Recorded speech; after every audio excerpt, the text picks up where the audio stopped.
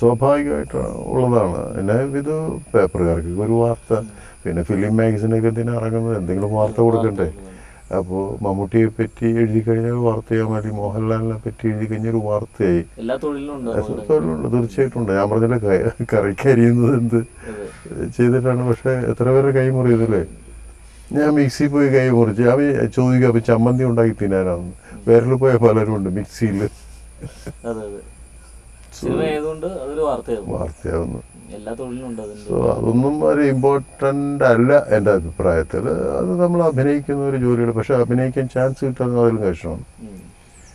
ഇപ്പോൾ അഭിനയിക്കുമ്പോൾ നമുക്ക് ഒരു ഫൈറ്റിൽ ഇടി കിട്ടുന്നേക്കാൾ വലുതാണ് പേഴ്സണലായിട്ട് ഹറാസ് ചെയ്യുക എന്ന് പറയുന്ന സാധനം. ഇപ്പം നമ്മൾ ശ്രീനാഥ് മരിച്ചിരുന്നില്ലേ, അവനെന്തോ പേഴ്സണലായിട്ട് ഹറാസ് ചെയ്യുന്ന അവരുടെ കുടുംബക്കാർ പറയുന്നു. ആയിരിക്കാം ചിലപ്പോൾ അതോ എന്തോ ചിലപ്പോൾ രണ്ടെണ്ണം അടിച്ചു കഴിഞ്ഞപ്പോൾ സ്വഭാവത്തിൽ കുറച്ച് വ്യത്യാസം വന്നിട്ടുണ്ടാവും. പക്ഷെ അവന് സീനിയർ നടനാണ്, നന്നായിട്ട് അഭിനയിക്കുന്നതാണ്, നല്ല സീരിയലിൽ ബിസിയായിരുന്നു. പെട്ടെന്ന് റൂം ഒഴിയാനായിട്ട് പ്രൊഡക്ഷൻ എക്സിക്യൂട്ടീവ് പറയുക എന്ന് വെച്ച് കഴിഞ്ഞാൽ അവന് മാനസികമായിട്ട് ഭയങ്കര ആഘാതമായിരിക്കും. അത് വലിയ മുറിവായിരിക്കും, അത് ഉണങ്ങാത്ത മുറിവായിരിക്കും. അപ്പോൾ അത് സ്ഥിരമായിട്ട് കിടന്നോട്ടെന്ന് ചോദിച്ചാൽ കൈ മുറിച്ച് കളഞ്ഞു മരിച്ചു പോയില്ലേ. സോ അതൊക്കെ ഒഴിവാക്കുക. നമ്മൾ ഈ കൈ മുറിയുന്ന അടി കിട്ടുന്നതൊക്കെ വലുതായിട്ട് മാനസികമായിട്ട് കൊല്ലാതിരിക്കുക, എപ്പോഴും മുറിവ് ഏൽപ്പിക്കാതിരിക്കുക, അതാണ് ശ്രദ്ധിക്കേണ്ടത്.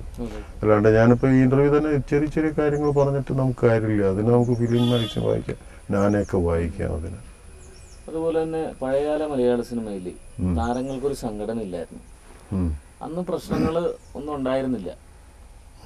അപ്പോൾ യഥാർത്ഥത്തിൽ പ്രശ്നങ്ങൾ കൈകാര്യം ചെയ്യാനും പ്രശ്നങ്ങൾ സാധൂകരിക്കാനാണ് ശരിക്കും സംഘടനകൾ. പഴയകാലത്ത് മലയാള സിനിമയിൽ സംഘടനകളില്ലാത്ത ഒരു കാലഘട്ടത്തിൽ പ്രശ്നങ്ങളുണ്ടോന്നും അറിയില്ല. ഇന്ന് മലയാള സിനിമയിൽ ഒരു താരങ്ങൾക്കൊരു സംഘടനയുണ്ട്. സംഘടന വന്നപ്പോൾ കൂടുതൽ പ്രശ്നങ്ങൾ നമ്മൾ പത്രങ്ങളിലൊക്കെ വായിച്ചറിയുന്നുണ്ട്. അപ്പോൾ സംഘടന എന്ന് പറയുന്നത് ശരിക്കും പ്രശ്നക്കാരാണോ? സംഘടന ഒരു പ്രശ്നമല്ല, ആർക്കും സംഘടിക്കാം, നല്ലത് തന്നെയാണ്. എനിക്ക് തന്നെ അതുകൊണ്ട് പല ഉപകാരം ഉണ്ടായിട്ടുണ്ട്. എനിക്കൊരു ഓപ്പറേഷൻ ഉണ്ടായിരുന്നു നടക്കുക. അത് ഞാനാണെങ്കിൽ സ്വന്തമായിട്ട് എപ്പോഴും മെഡിക്കൽ ഇൻഷുറൻസ് ഒന്നും എടുക്കില്ലായിരുന്നു. പക്ഷെ അമ്മ എന്നൊരു സംഘടനയിൽ ഉണ്ടായതുകൊണ്ട് അവർ എന്നെ ചേർത്തു. അതുകൊണ്ട് എനിക്ക് ആ ഓപ്പറേഷൻ്റെ ചിലവും മുഴുവൻ കിട്ടി. പിന്നെ മാസം മാസം ഒരു പൈസ തരുന്നുണ്ട്. അതൊക്കെ നല്ല സഹായങ്ങളാണ്. പിന്നെ നമുക്ക് എന്തെങ്കിലും പ്രശ്നങ്ങളുണ്ടെങ്കിൽ അവരിടപെടും. പക്ഷേ സംഘടനയിൽ ഉണ്ടെന്ന് പറഞ്ഞിട്ട് വായിൽ തോന്നുന്നു എന്തും വിളിച്ച് പറയരുത്. അതൊരു തെറ്റായിട്ടുള്ളൊരു പ്രവണതയാണത്. അത് പാടില്ല. നമുക്കൊരു സംസാരത്തിൽ സ്വയം ഒരു കൺട്രോൾ വയ്ക്കണം അല്ലേ. ആരും കൊമ്പത്തല്ല. അപ്പോൾ എല്ലാവരും ശ്രദ്ധിക്കണം. ഇപ്പോൾ ഇവിടെ ഓരോരുത്തർ പ്രശ്നങ്ങൾ ഉണ്ടായിട്ടുണ്ട്. അപ്പോൾ പലരും ഒരു സംയമനം പാലിച്ചിരുന്നെങ്കിൽ അത് എല്ലാവർക്കും നല്ലതാണ്, സുഖകരമാണ് കേൾക്കാൻ. ഒരു പ്രശ്നം ഉണ്ടാക്കുന്നേക്കാൾ നല്ലത് പ്രശ്നം ഉണ്ടാക്കാതിരിക്കലാണ്.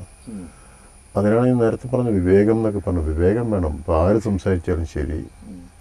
ഒരാൾ കുറച്ച് കൂടുതൽ സംസാരിക്കണം, അയാൾക്ക് ഭ്രാന്താണെന്ന് വയ്ക്കണം, അല്ലെങ്കിൽ അയാൾക്ക് ബുദ്ധിയില്ലാന്നായിട്ട് വിചാരിച്ചു കഴിഞ്ഞാൽ ഓക്കെ അല്ലേ, പ്രശ്നം തീർന്നു. അവിടെ രണ്ട് കൈയും കൂടി അടിച്ചാലേ വെച്ചേ ഉണ്ടാവുള്ളൂ.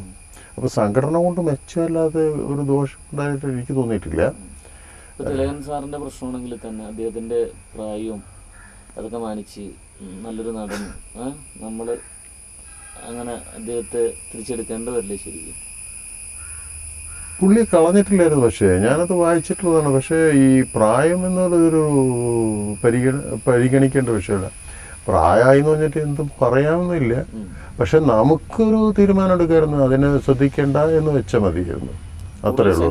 പുള്ളിക്ക് സ്വന്തമായിട്ട് ഒരു വലിയ നടനാണ്, സ്വന്തമായിട്ട് നട്ടിലുള്ള നടനാണ്, സ്വന്തമായിട്ടൊരു നിലനിൽപ്പുള്ള നടനാണ്. പുള്ളിയുടെ മാതിരി അഭിനയിക്കാൻ പുള്ളി മാത്രമേ ഉള്ളൂ ശരിക്കും പറഞ്ഞു കഴിഞ്ഞാൽ. പക്ഷെ എന്ന് വെച്ചിട്ട് പുള്ളിക്ക് മമ്മൂട്ടിയാകാൻ പറ്റുമോ? മമ്മൂട്ടിയുടെ റോള് ചെയ്യണമെന്ന് പറഞ്ഞ് നടക്കുമോ? അല്ലെങ്കിൽ മോഹൻലാലിൻ്റെ റോള് ചെയ്യണമെന്ന് പറഞ്ഞ് നടക്കുമോ? പുള്ളിയുടെ റോള് ചെയ്യുന്നു, അത് ചെയ്തുകൊണ്ടിരിക്കണം. ആവശ്യമില്ലാത്ത വർത്തമാനം പറഞ്ഞാൽ ഒരു സുഖമില്ല. പുള്ളി വേറെയും ഇൻ്റർവ്യൂവിൽ കുറേയൊക്കെ നമ്മുടെ സൊസൈറ്റിക്ക് ചേരാത്ത കുറേ പ്രസ്താവനകളൊക്കെ ഞാൻ കണ്ടായിരുന്നു. സ്വന്തം പിള്ളേരെ വരെ ബാധിക്കുന്ന തരത്തിൽ. അത് ഞാൻ ഇപ്പോൾ പറയാൻ ആഗ്രഹിക്കുന്നില്ല. അതൊക്കെ ഒരു സുഖമുള്ള കാര്യമല്ല.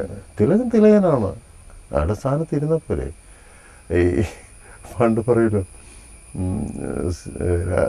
സിംഹാസനത്തിൽ ഇരിക്കേണ്ട ഒരാൾ കസേരയിൽ ഇരിക്കണം, അതിൻ്റെ മര്യാദയ്ക്ക് നോക്കി, അല്ലെങ്കിൽ പട്ടി കയറി കിടക്കുമെന്ന് പറഞ്ഞ മാതിരിയാണ്. സോ ശ്രദ്ധിക്കണം എല്ലാവർക്കും.